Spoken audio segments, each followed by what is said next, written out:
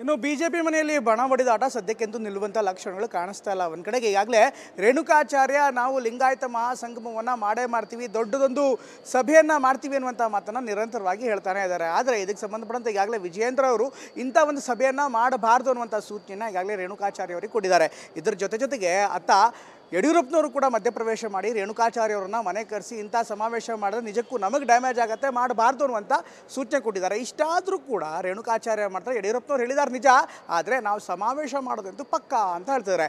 ಇದಕ್ಕೆ ಕೌಂಟ್ರಾಗಿ ಅತ್ತ ಯತ್ನಾಳ್ ಕೂಡ ಒಂದು ಮೀಟಿಂಗನ್ನು ಮಾಡಿದ್ದಾರೆ. ನಿನ್ನೆ ಯತ್ನಾಳ್ ಅವರು GM ಸಿದ್ದೇಶ್ವರ ಅವರ ನಿವಾಸದಲ್ಲಿ ಸಭೆ ಕರೆದು ಅವರು ಕೂಡ ಒಂದು ಲಿಂಗಾಯತ ಸಭೆಯನ್ನು ಮಾಡೋದಕ್ಕೆ ಮುಂದಾಗ್ತಾ ಇದ್ದಾರೆ. ಜೊತೆಗೆ ಒಂದು ಹಿಂದೂ ಮಹಾಸಂಗಮ ಅನ್ನುವಂಥ ಬಹುದೊಡ್ಡ ಕಾರ್ಯಕ್ರಮವನ್ನು ಕೂಡ ಯಡಿಯೂರಪ್ಪನವರ ಲಿಂಗಾಯತ ಸಮಾವೇಶ ಆದ ಬಳಿಕ ನಾವು ಅದೇ ದಾವಣಗೆರೆಯಲ್ಲಿ ಮಾಡ್ತೀವಿ ಅನ್ನುವಂಥ ಮಾತನ್ನು ಹೇಳ್ತಾ ಇದ್ದಾರೆ.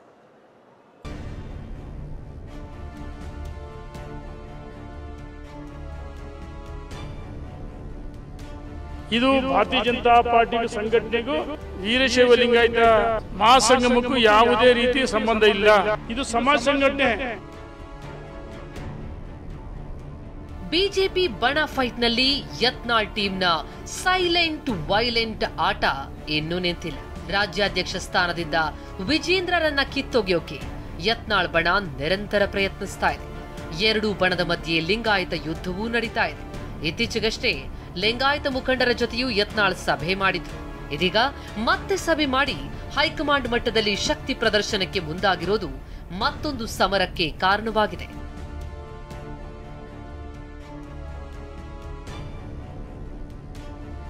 ನಿನ್ನೆ ಲಿಂಗಾಯತ ಮುಖಂಡರ ಸಭೆ, ಮಹತ್ವದ ನಿರ್ಧಾರ. ದೆಹಲಿ ನಿಯೋಗ ಕರೆದೊಯ್ಯೋ ಬಗ್ಗೆ ಸಮಾಲೋಚನೆ. ನಿನ್ನೆ ಸಂಜೆ ಬೆಂಗಳೂರಿನ ಖಾಸಗಿ ಹೋಟೆಲ್ನಲ್ಲಿ ಶಾಸಕ ಯತ್ನಾಳ್ ನೇತೃತ್ವದಲ್ಲಿ ಸಭೆ ನಡೆಯಿತು. ಲಿಂಗಾಯತ ಮುಖಂಡರ ಜೊತೆ ಸಭೆ ಮಾಡಲಾಯಿತು. ಆ ಸಭೆಯಲ್ಲಿ GM ಸಿದ್ದೇಶ್ವರ್ ಸೇರಿದಂತೆ ಪ್ರಮುಖ ನಾಯಕರು ಭಾಗಿಯಾಗಿದ್ದರು. ಸಭೆಯಲ್ಲಿ ದೆಹಲಿಗೆ ಲಿಂಗಾಯತ ಮುಖಂಡರ ನಿಯೋಗವನ್ನ ಕರೆದೊಯ್ಯುವ ಬಗ್ಗೆ ಚರ್ಚೆ ನಡೆಸಲಾಗಿದೆ. ದೆಹಲಿ ಮಟ್ಟದಲ್ಲೂ ಶಕ್ತಿ ಪ್ರದರ್ಶನ ನಡೆಸಿ ಹೊಸ ರಾಜ್ಯಾಧ್ಯಕ್ಷರ ನೇಮಕಕ್ಕೆ ಆಗ್ರಹ ಮಾಡುವ ಪ್ಲಾನ್ ಇಟ್ಕೊಂಡಿದ್ದಾರೆ. ಹಾಗಾದ್ರೆ ಯತ್ನಾಳ್ ಟೀಮ್ನ ಕಾದು ನೋಡುವ ತಂತ್ರ ಏನು ಅನ್ನೋದನ್ನ ನೋಡೋದಾದ್ರೆ, ಹೈಕಮಾಂಡ್ ತೀರ್ಮಾನ ಬರೋವರೆಗೂ ಯತ್ನಾಳ್ ಟೀಮ್ ಕಾದು ನೋಡುವ ತಂತ್ರಕ್ಕೆ ಮುಂದಾಗಿದೆ. ರಾಜ್ಯಾಧ್ಯಕ್ಷ ಸ್ಥಾನದ ಬಗ್ಗೆ ಹೈಕಮಾಂಡ್ ತೀರ್ಮಾನಿಸಲಿದೆ. ಅಲ್ಲಿಯವರೆಗೂ ಸೈಲೆಂಟ್ ಆಗಿರಲು ರೆಬೆಲ್ಸ್ ನಿರ್ಧಾರ ಮಾಡಿದ್ದಾರೆ. ನಿನ್ನೆ ನಡೆದ ಲಿಂಗಾಯತ ಮುಖಂಡರ ಸಭೆಯಲ್ಲಿ ಈ ತೀರ್ಮಾನ ಮಾಡಲಾಗಿದೆ. ಮಾರ್ಚ್ 22ರಂದು ನಿಗದಿಯಾಗಿದ್ದ ಸಭೆಗೂ ಸದ್ಯಕ್ಕೆ ಬ್ರೇಕ್ ಹಾಕಲಾಗಿದೆ. ಯಾಕಂದ್ರೆ ಮಾರ್ಚ್ 21ರವರೆಗೆ ವಿಧಾನಮಂಡಲ ಅಧಿವೇಶನವಿದೆ. ಹೀಗಾಗಿ ಮರುದಿನವೇ ಸಭೆ ನಡೆಸೋದು ಕಷ್ಟ ಅಂತ ಮುಂದೂಡಿಕೆ ಮಾಡಲಾಗಿದೆ.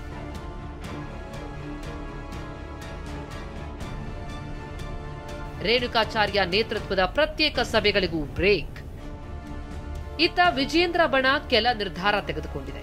ರೇಣುಕಾಚಾರ್ಯ ನೇತೃತ್ವದ ಪ್ರತ್ಯೇಕ ಸಭೆ ಸಮಾವೇಶಕ್ಕೆ ಬ್ರೇಕ್ ಹಾಕಲಾಗಿದೆ. ಸಭೆಗಳಿಗೆ ಬ್ರೇಕ್ ಹಾಕುವಂತೆ ವಿಜೇಂದ್ರಗೆ ವರಿಷ್ಠರು ಸಂದೇಶ ರವಾನಿಸಿದ್ದಾರೆ. ಹೀಗಾಗಿ ಇವತ್ತು MP ರೇಣುಕಾಚಾರ್ಯ ಮಾತನಾಡಿ, ಪಕ್ಷಕ್ಕೂ ವೀರಶೈವ ಲಿಂಗಾಯತ ಸಮಾವೇಶಕ್ಕೂ ಯಾವುದೇ ಸಂಬಂಧ ಇಲ್ಲ ಅಂದ್ರು. ನಾವು ವೀರಶೈವ ಲಿಂಗಾಯತ ಒಳಪಂಗಡಗಳು ಒಂದಾಗಬೇಕು. ಇದು ಭಾರತೀಯ ಜನತಾ ಪಾರ್ಟಿಗೂ ಸಂಘಟನೆಗೂ ವೀರಶೈವ ಲಿಂಗಾಯತ ಮಹಾಸಂಗಮಕ್ಕೂ ಯಾವುದೇ ರೀತಿಯ ಸಂಬಂಧ ಇಲ್ಲ.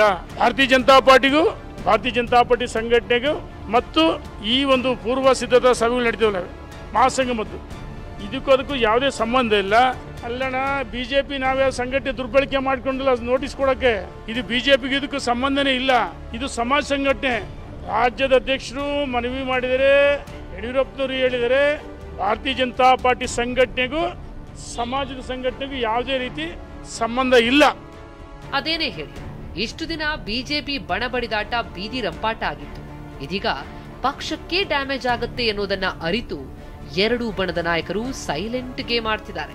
ಯಡಿಯೂರಪ್ಪ ಪರ ದೊಡ್ಡ ಸಮಾವೇಶ ಮಾಡ್ತೀನಿ ಎಂದಿದ್ದ ರೇಣುಕಾಚಾರ್ಯ ಇದೀಗ ಪಕ್ಷಕ್ಕೂ ವೀರಶೈವ ಲಿಂಗಾಯತ ಸಮಾವೇಶಕ್ಕೂ ಸಂಬಂಧ ಇಲ್ಲ ಅಂತಿದ್ದಾರೆ.